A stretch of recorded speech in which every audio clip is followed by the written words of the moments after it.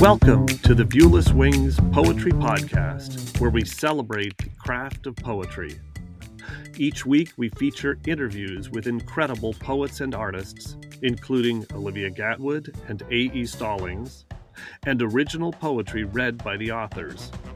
I'm your host, James Moorhead, Poet Laureate of Dublin, California, and author of Canvas and Portraits of Red and Gray. On this week's episode of the Viewless Wings Poetry Podcast, we are featuring poems submitted to Viewless Wings and read by the authors. We love providing a platform for poets to share their words on viewlesswings.com and their voices on the Viewless Wings Poetry Podcast. Visit viewlesswings.com to learn more about how to submit your poem for a future episode, or find Viewless Wings on submittable.com. And now we turn the mic over to our first featured poet. My name is Linda Eve Diamond. My poems have appeared in journals, anthologies, and dancing poetry festivals. My website, which includes poetry, photographs, and publication updates, is lindaevediamond.com. The poem, A Question of Hope, was inspired by the painting Hope by George Frederick Watts. And I struggled to find hope in this dark image, a blindfolded woman on a globe, holding an instrument with all but one string broken. She's curled up, leaning in, and her body, to me, looks like it might, when spun on the globe, reveal a question mark. I wrote this poem in an effort to find hope in this image, and as a way to explore the meaning of hope. A question of hope. Hope is blind, folded, leaning in, breathing softly, listening for the broken liar's secret truth, holding on with all she has, imagining, creating, unlocking key notes, with the shred of a string on the thread of a ring, of plucky little plinks scaling up to the brink, circling back for the lost harmonious chords, becoming the music, the quiet, the breath, the embodiment of curiosity, a question mark spinning, exposed, on the outskirts of the spinning globe. This poem is based on a 1922 work of art by Paul Klee called The Twittering Machine, which shows contorted bird-like line drawings on a wire attached to a hand crank, and even their songs look unnatural. This strange contraption, and the title, of course, made me think of social media, how we're tied to it, and how it may be affecting us. The Twittering Machine. Not since Father Time and Mother Nature invested in a mom-and-pop shop, employing watch and bird makers to hatch the cuckoo clock, have we had such a fine feathered invention as the Twittering Machine, a mastery at last of nature and machinery, of man-made natural beauty, harnessing the bird songs, churning them out, each modified by the whirling worlds of spin therein, edgy, wired, spring-loaded, in keeping with the times, wound up and spun by cranks and Twitter machine operators, who now run an online, worldwide, human-sized twittering machine, of people tied to the lines through spins and twists as it cranks views and moods, altering the songs of the people on the wire and the discordant harmonies of the choir. As the spit takes spin and no one remembers the old ways of being or feeling or what the birds sounded like before. My name is Alex Stanley. I'm a graduate of Boston College. I received my MFA in creative writing at the University of California, Irvine. I'm a former sports journalist. My sports writing has been featured in Sports Illustrated. My published poems have appeared in 18 different magazines. I was a recipient of the 2021 Academy of American Poets Award. I reside in Costa Mesa, California. The poem I'll be reading today, Ruin Canyon de Chelly, was written on the road. I spent 4 months living out of my truck, traveling the Southwest, stopping at every different petroglyph, pictograph spot I could find, trying to figure out what the first art of the Southwest is and where I can continue that tradition. So, this was written in Canyon de Chelly in Arizona. I took a horse tour with a Navajo guide. It was just me and him going through the canyon on horseback in late October. Ruin, Canyon de Chelly. My Navajo guide pulls his horse to a chain-link fence, rests his reins on the horn of the saddle. I pull mine. Here's the first ruin, he says. Where? I ask. If it were early morning, it'd be clearer. It faces east to catch the warmth of the sun at golden hour, he says. I strain my eyes to find the windows, the doorways, which doesn't change the fact it looks more like a rock slide. He stops to laugh. I think some rock fell on top. White pictographs dot the canyon face above. Gods, rattles, men, horses, deer, turkeys, ducks, and handprints. The artists are gone, but they left what they found. By the present, gave to the future. Descendants who could come back to these striped canyon walls after the battles, wars, marches, schools. They would make their way back into the mouth of this canyon, look again on the waterways running upon its sand tongue, away from the scars we now leave, into the canyon again. Hi, I'm Angela Sucich, a writer living in Leavenworth, Washington. In a previous life, I taught medieval literature at the University of Washington. More recently, I've been writing poetry. My chapbook, Illuminated Creatures, won the 2022 New Women's Voices chapbook competition and will be published next year by Finishing Line Press. The poem I'll be reading is part of that collection. A Pelican Feeding Her Young is an ekphrastic poem in syllabic verse and is inspired by an illuminated folio image in a 13th century Flemish manuscript. The image depicts a pelican wounding herself in the chest to draw forth blood to feed and revive her chicks. It's a common motif in medieval heraldry and also in bestiaries, such as the one that inspired this poem. The image was allegorized as Christ's sacrifice for humanity. After I became a mother 2 years ago, I got a new perspective on the notion of the self-sacrificing parent. Here's my poem. A Pelican Feeding Her Young. Illuminated folio, 13th century Flemish manuscript. It isn't religion, this sacrificing that mothers are expected to do.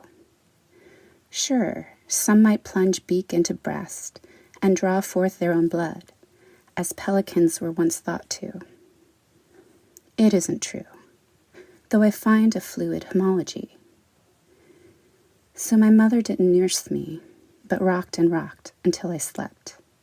My own babe drinks till I'm bloodless, while I thirst for rest that I will never get. Consider then the vulning pelican, from the Latin vulnerare, or to wound, a more poetic notion than the chewed-up fish sliding down her chest to feed her young, though maybe I've done that too. It does show the messiness of parenting, how I have become we, and if this is piety, also how I am not alone in it. Yet the old books get it wrong when they depict her as a fierce eagle, instead of the pouch neck she is. So heroic, who can live up to it? Show her ample gullet, how she can still fly and hunt, provide for her young. If a motto flies on herald somewhere, let it not say a pelican in her piety. Let it read in her entirety. Hello, I'm Cynthia Dorfman. During the summer, I live in an old shoe factory in Wisconsin. After over 30 years working for the U.S. Department of Education as a writer, editor, director of publications, and communications manager, I returned my attention to creative writing.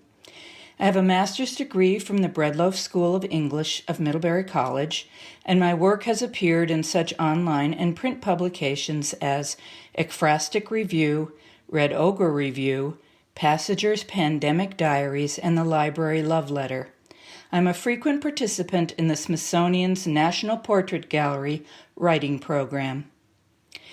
My piece, Dangling Woman, is an ekphrastic poem inspired by the sculpture Songbird by Alison Saar.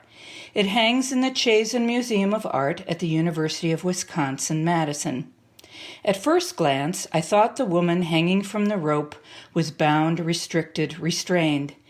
When I looked more deeply, I saw her as released in suspension.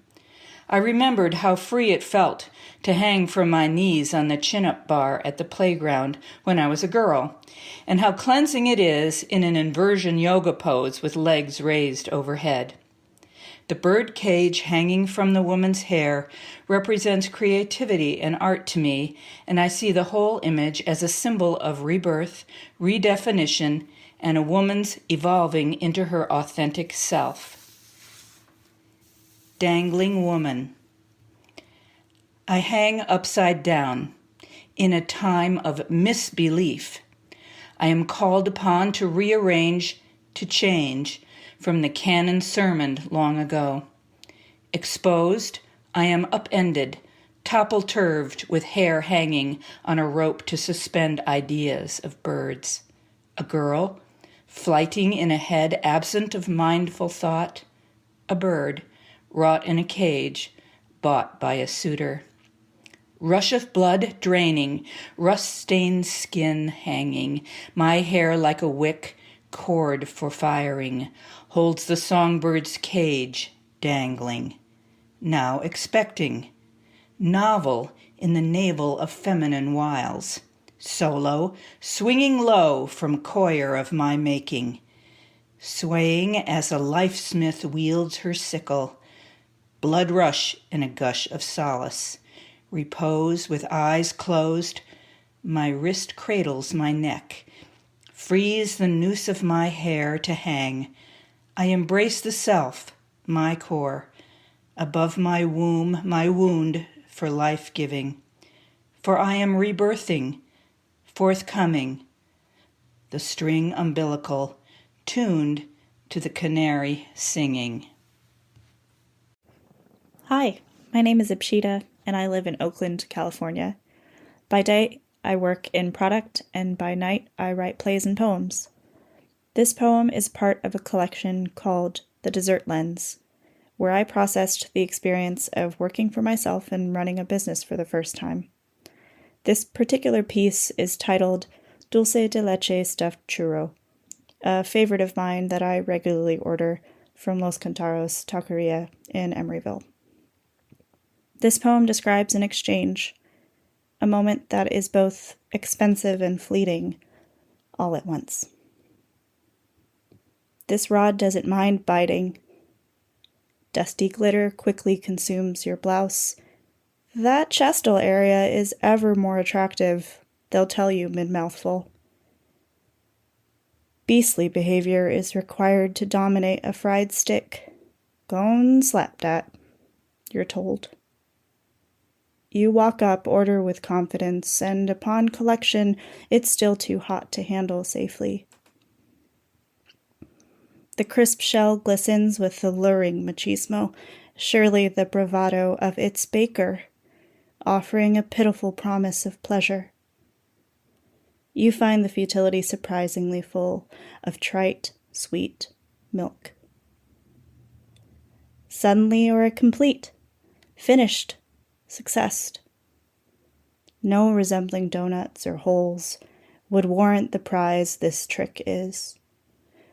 Put the foil casing on a shelf if you must, preferably shaped into a swan that will hold Mardi Gras beads ad infinitum.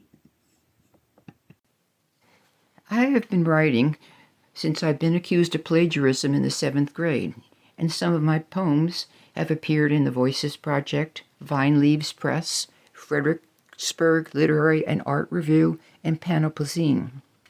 The inspiration for this poem was when I read that Henri Rousseau never traveled outside of France, and it was fun to show how his jungle pictures might have been inspired. When Henri Rousseau leaves his studio, he sees things differently. Lunch in a garden courtyard beneath a Paris balcony, where the ginger cat stalks prey in the passage of the mealyworm. A lion crawls behind the potted palms where the gypsy sleeps, and tigers glisten beneath the citron sprays from his lunchtime winter orange. Or he takes a midday walk along the city waters, midway between the river with its mynah birds and the canaries sold at wooden stalls. He sees an old woman in a ripped sweater, the color of raw meat. Meat the hungry lion eats as the sun sets behind the jungle. Later, the full moon lighting his balcony, he stands above jungle flowers, grown as hyacinths, their blue light sounding the farthest poundings of the dreamer's night-long darkest dreams.